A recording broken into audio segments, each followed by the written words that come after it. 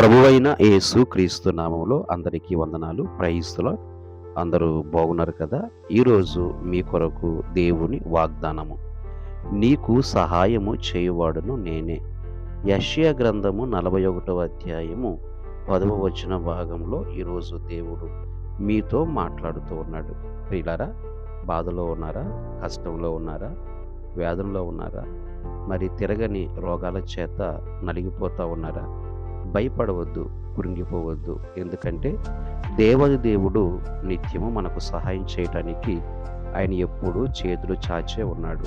ప్రయాసపడి భారము మోయుచున్న సమస్త జనులారా, నా యొద్దకు రండి, నేను మీకు విశ్రాంతిని కలుగజేస్తాను అని ఆయన గాయపడినటువంటి హస్తాలను చాచి ఆయన ప్రతి దినము మనం పిలుస్తూనే ఉన్నాడు.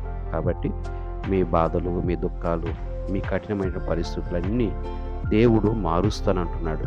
కాబట్టి దేవుని వైపు మీరు చూడండి, దేవుని వైపు తిరగండి, ఆయన వైపు మీరు విశ్వాసం ఉంచండి. దేవుని యొక్క సహాయాన్ని ఖచ్చితంగా మీరు పొందుకుంటారు.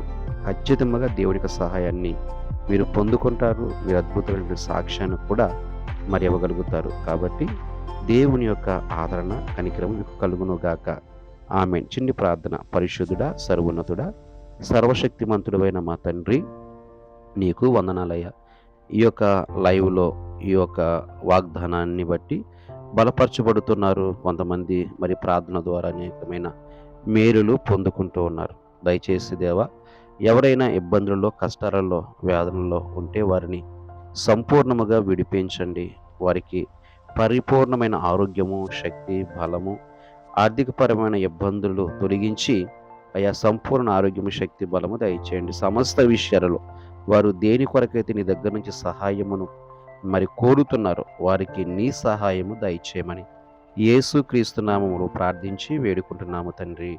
ఆమేన్. ప్రభు మీకు తోడై ఉండును గాక. Amen. Praise the lord. God bless you. ఇట్లు క్రిస్టోఫర్.